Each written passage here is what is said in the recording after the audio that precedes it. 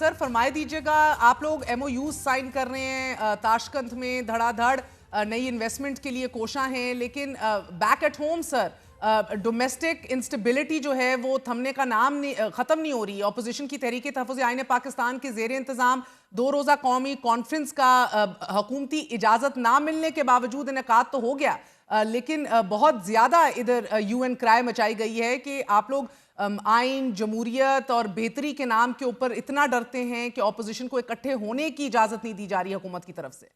बहुत शुक्रिया मेहर साहिबा। देखिए, पहली बात तो ये है कि अल्लाह ताला का शुक्र है कि सब शोर शराबे के बावजूद and the bets for out कि पाकिस्तान डिफॉल्ट करने लगा है, आज डिफॉल्ट किया कि कल किया, मईशत डूब चुकी है, हर चीज बंद हो जाएगी, मुल्क के अंदर अफरा तफरी होगी। अल्लाह ताला का शुक्र है, इन्फ्लेशन से लेके इंटरेस्ट रेट तक सब नीचे आया है, ग्रोथ से लेके स्टॉक मार्केट तक हर चीज ऊपर गई है। और एक साल के अंदर अल्लाह ताला का ये बेपाया फजलो करम है कि दुनिया के मालियाती इदारे पाकिस्तान को हाईली रेट करें, बावजूद इसके कि पॉलिटिकली ऑपोजिशन ने भरपूर कोशिश की कि ये काम ना हो। हम्म।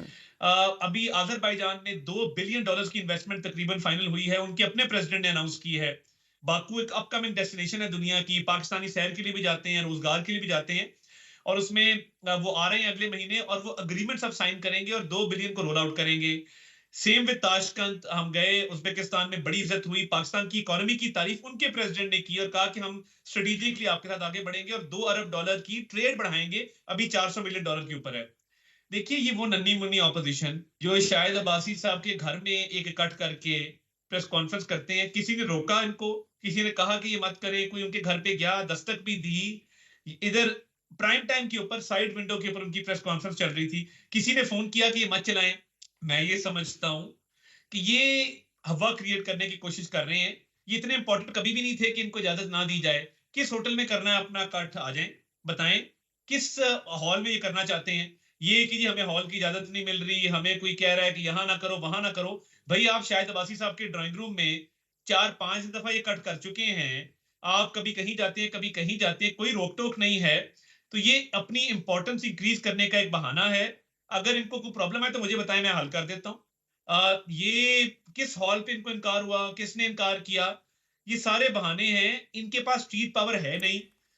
ये इलिटिस्ट लोग हैं, चंद बड़े सरमायाकार हैं मुल्क के, जो अब ड्राइंग रूमों में बैठ के गठजोड़ कर रहे हैं, सियासी जोड़ तोड़ के अमल में जो है वो मसरूफ अमल हैं। तो ये सेल्फ इंपॉर्टेंस की बात है। मैं तो समझता हूँ कि ये इररेलेवेंट होते जा रहे हैं और अपनी रेलेवेंस बढ़ाने के लिए अब इस तरह के जो है वो इल्जामात लगा रहे हैं। इसमें कोई हकीकत नहीं है। और अता साहब, अपोजिशन की जानिब से कॉन्फ्रेंस के इनेकाद के लिए 3 मुख्तलिफ जगहों पर उन्होंने कोशिश की, इजाज़त ना मिलने के बाद वकला की जानिब से फराम करदा जो हॉल है उसमें वो इवेंचुअली जो हैं वो इकट्ठे हुए हैं। अपोजिशन ने पहले, जिस तरह आप पूछ रहे हैं, एक होटल में कॉन्फ्रेंस का इनेकाद करना चाहा तो इस्लामाबाद इंतजामिया की तरफ से उनको इजाज़त नहीं दी गई। फिर एक और जगह की उन्होंने बुकिंग की, वहाँ से भी कह रहे हैं पुलिस ने कहकर कॉन्फ्रेंस रोक दी कि यहाँ तो क्रिकेट टीम्स का सिक्योरिटी का इशू है। और फिर तीसरी जगह पर एक मार्की का भी इंतजाम किया और फिर उधर भी यही कह दिया गया अभी इस्लामाबाद।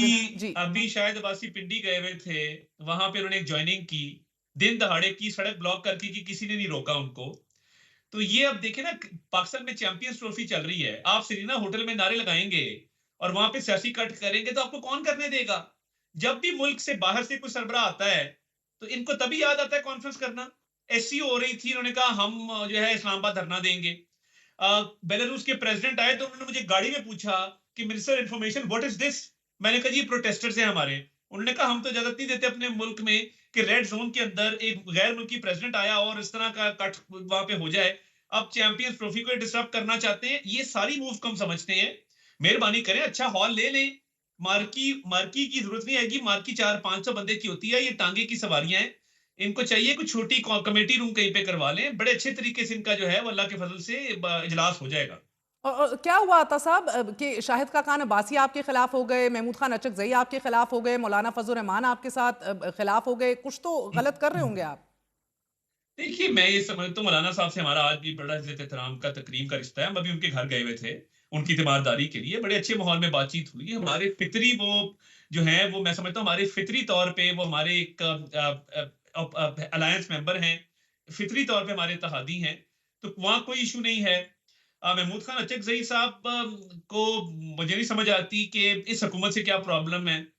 क्या महंगाई में कमी हुई है, उससे प्रॉब्लम है, स्टॉक एक्सचेंज बेहतर हुई है, उससे प्रॉब्लम है, एससीओ पाकिस्तान में हुई, उससे प्रॉब्लम है, पाकिस्तान का बैनुल अक़वामी सतह पे आइसोलेशन खत्म हुई, तशख़्ख़ुस बहाल हुआ, उससे प्रॉब्लम है। I fail to understand. Shahid Abbasi साहब के बारे में मैं ज़्यादा कमेंट नहीं करना चाहता। वी ब्रोकन ब्रेड टुगेदर, हम एक पार्टी में रहे हैं, एक मेज पे बैठ के खाना खाते रहे हैं। मेरा ख्याल है कि मियां नवाज शरीफ के, मुस्लिम लीग नून के, उन पे बहुत एहसानात हैं। और वो प्राइम मिनिस्टर भी बने मुल्क के, पार्टी ने ही नॉमिनेट किया था उनको। वो मुतअद्दिद बार वजीर भी रहे, उनकी लॉयल्टी में भी कोई शक नहीं, उन्होंने जेल भी काटी। मैं ये बात भी तस्लीम करूंगा, मैं बिल्कुल ये नहीं कहूंगा कि जी पार्टी के बड़े एहसानात हैं उन्होंने कुछ नहीं किया। मगर पॉलिटिकल इनिंग्स के एंड पे इस तरह का फैसला उनकी अपनी मर्जी है। हम्म। मगर मैं समझता हूं कि उनसे सियासी ब्लंडर हुआ है, मिस कैलकुलेशन हुई है, और उनके पास क्रेडिबल बात करने को है नहीं मुस्लिम लीग नून और पार्टी लीडरशिप के खिलाफ, जिसकी बुनियाद पे उन्होंने पार्टी छोड़ी कि पार्टी ने उनके साथ क्या बुरा सलूक किया, कुछ भी नहीं है। तो मैं समझता हूं कि ये जाती एजेंडाज हैं 3-4 लोगों के, जो वो लेके चल रहे हैं, माइनस मौलाना, बिकॉज मौलाना के साथ तो हमारी बातचीत चल रही है। आप तो इसमें मौलाना से के कोई, साथ मुकम्मल तौर पे पुरुमीद हैं कि हतमी तौर पर वो कमर कस के इनके साथ एहतजाजी और सड़कों की सियासत पे नहीं आएंगे? देखिए मौलाना बड़े ज़ीरक सियासतदान हैं, हमेशा पाकिस्तान के मफाद की उन्होंने बात की है। 26वीं आईनी तरमीम being a case in point, तो हम्म। मैं ये समझता हूँ कि वो हमेशा हर चीज़ को बहुत सेर हासिल गुफ्तगू करके, डिटेल्ड एनालिसिस करके फिर फैसला करते हैं, और जो पाकिस्तान के मफाद में होगा मौलाना उसके साथ खड़े होंगे। और मुझे उम्मीद है कि मौलाना जो है वो जब भी फैसला करेंगे, वो हमारी गवर्नमेंट की जो अच्छी पॉलिसीज़ हैं, उसको सराहते हुए, और गवर्नमेंट के साथ उनका जो एक बड़ा इज़्ज़त एहतराम का रिश्ता है, उसको देखते हुए फैसला करेंगे। अता साहब, एक तरफ आप देख रहे हैं कि ऑपोजिशन कमर कस रही है, ईद के बाद कह रहे हैं कि एक एहतजाजी सूरत इख्तियार कर सकते हैं मुत्तहिद होके, और साथ ही कल एक मुश्तरका एलामिया भी दे दिया जाएगा। वो हुकूमत को फौरी तहलील करना, फौरी इलेक्शंस करवाना, वो भी शफाफ तरीके से कराना, एक काबिल कबूल इलेक्शन कमीशन हो, पॉलिटिकल विक्टिमाइजेशन और का खात्मा और कैदियों की रिहाई, ये मुमकिन तौर पर मैं आपको खबर दे रही हूँ कल एलामिये में मौजूद होंगी ये चीजें। तो एक तरफ ये कमर कस के खड़े हुए हैं, दूसरी तरफ आपके अपने इत्तेहादी भी बड़े दुखी और नाला हैं। आसिफ अली जरदारी साहब कह रहे हैं मजबूरी के तहत हम चल रहे हैं, बजट तक रुक जाओ, और अब वो डेरे पंजाब में डालने वाले हैं, खुद बैठने वाले हैं। मैं आज प्राइम मिनिस्टर साहब को कह रहा था, हम्म। हम आ रहे थे ताशकंद से वापस, कि 2 अवामी इज्तिमात हुए बड़े।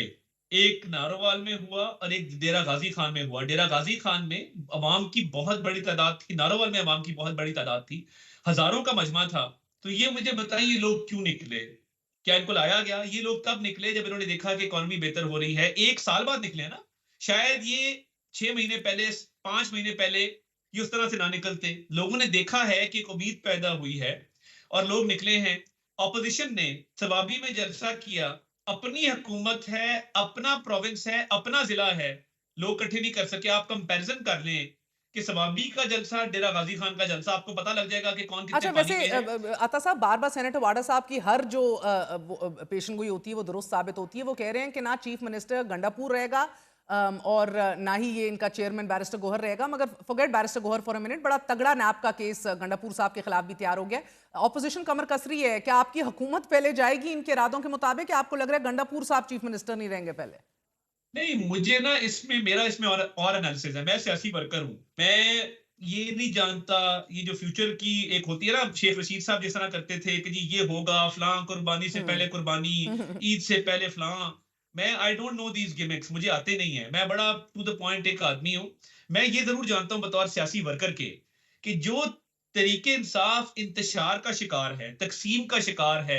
सलमान अकरम राजा साहब मेरे उस्ताद जो हैं, वो बात कर रहे हैं मरवत के खिलाफ, मरवत बात कर रहा है गंडापुर के खिलाफ, गंडापुर बात कर रहा है जुनैद अकबर के खिलाफ, अलीमा बात कर रही उस्मा के खिलाफ, उस्मा बात कर रही अलीमा के खिलाफ। उस दिन अलीमा खान साहिबा ने कासिम सूरी के खिलाफ बात की और कहा मुल्क से बाहर बैठा है, इसको क्या पता किसी चीज का। तो ये देखिए, what goes around comes around. आपने जब पूरी कौम में नफरत के बीज बोए, तकसीम का शिकार किया, डिविजिव पॉलिटिक्स की, आज आपकी अपनी पार्टी डिवीजन का शिकार है। तो मैं ये जरूर समझता हूं कि इनकी पार्टी के इतने हिस्से हो चुके हैं, और इतनी नफरतें और कदूरतें बढ़ गई हैं, और डिविजन हो गई हैं, कि अब इनमें सियासी दम नहीं रहा, स्ट्रीट पावर नहीं रही, एक दूसरे को नाकाम करने में लगे रहते हैं। तो ये पॉलिटिक्स कभी भी अच्छी पॉलिटिक्स नहीं होती। हाँ, अच्छा, पॉलिटिकली आप फेल हो गए, ये क्योंकि डिवीजन है।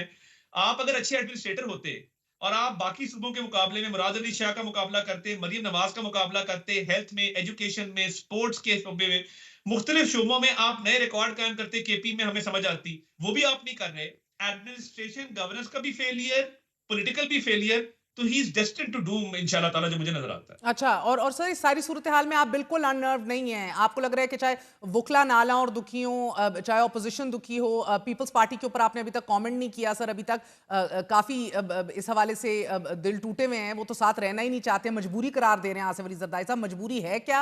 मैं समझने से कासिर हूँ, सारे सेरेमोनियल पोस्ट तो लिए हुए हैं, मगर इस हवाले से कोई आपको देखिए हाँ, पीपल्स पार्टी को, मैं भी पीपल्स पार्टी की जगह होता ना, हाँ, सुपीरियर पॉलिटिक्स यही है कि आप इत्तेहादी होते हुए भी तनकीद करें, इतना रूम होना चाहिए।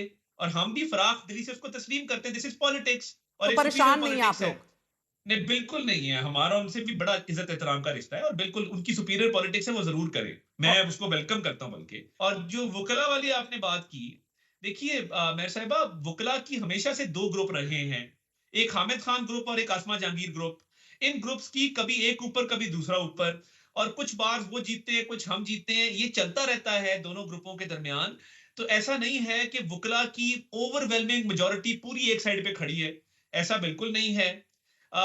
डिवीजन है, कुछ बार्स उनके पास हैं, कुछ दूसरे ग्रुप के पास हैं, तो ये चलता रहता है। कोई ऐसी मूवमेंट नहीं है जिससे हुकूमत को खतरा रहा हो। अल्लाह ताला का शुक्र है, ये पॉलिटिक्स है, it is linked to the economy. Economy बेहतर होगी तो पॉलिटिक्स बेहतर होगी, और ये ऑपोजिशन वाले जैसे जैसे इकोनॉमी बेहतर होगी, ये इरेलीवेंट होते जाएंगे और सर अब इंशाल्लाह। आखिरी आप लोग अब अहम तरीन दौरे कर रहे हैं, विजिट्स कर रहे हैं, मुईशत मैक्रो इंडिकेटर्स जो हैं वो बेहतर मुस्बत होने शुरू हो गए हैं, लेकिन सर लार्ज स्केल मैन्युफैक्चरिंग 0.4% कम हुई है पहले 5 माह के दौरान ही, और फिर आज आठमा ने भी कह दिया कि 100 फैक्ट्रियां बंद हो गई हैं। बराह रास्त सरमायाकारी के वादे जो हैं वो कब वफा होंगे एग्जैक्टली, क्योंकि डायरेक्ट इन्वेस्टमेंट के हवाले से बहुत परेशानी है। MOUs तो सऊदी देखिए अरब ने भी बड़े साइन इन्वेस्टमेंट्स किए। तो, हाँ, जी इन्वेस्टमेंट कुछ तो आना शुरू हो गई है, कुछ आपको अगले 2 माह के अंदर फर्क नजर आएगा, बिल्कुल ये बात दुरुस्त है। टेक्सटाइल सेक्टर जबूहाली का शिकार रहा है, कंपेटिटिव नहीं रहा, क्योंकि बिजली की प्राइसेस ऊपर थी। अब उसको एड्रेस कर रहे हैं, बिजली की प्राइसेस रेडिकली कम होंगी। और मैं ये समझता हूँ जेन्युइनली कि चाहे वो टेक्सटाइल सेक्टर हो, बाकी मैन्युफैक्चरिंग सेक्टर हो, उसमें जब भी रिफॉर्म्स हुए हैं उसका असर आना बाकी है। तो हम्म। अगले चंद माह में आपको वो असर नजर आएगा। और मैं जेन्युइनली समझता हूं कि ये जो मुश्किलात थी टेक्सटाइल सेक्टर की, वो बिल्कुल ठीक बात कर रहे हैं। उनको बहुत, उनका कॉस्ट ऑफ प्रोडक्शन ऊपर रहा, वो अनकंपेटिटिव हो गए, बाहर एक्सपोर्ट्स के अंदर, उनकी एक्सपोर्ट्स के अंदर कमी आई। ओवरऑल एक्सपोर्ट्स पाकिस्तान की बड़ी हैं, आईटी एक्सपोर्ट भी बड़ी हैं। तो टेक्सटाइल सेक्टर और बाकी सेक्टर्स को रिलीफ देने के लिए जो बिजली की कीमतें कम की जा रही हैं, उससे इंशाल्लाह ताला आपको बेहतरी नजर आएगी इस सेक्टर की।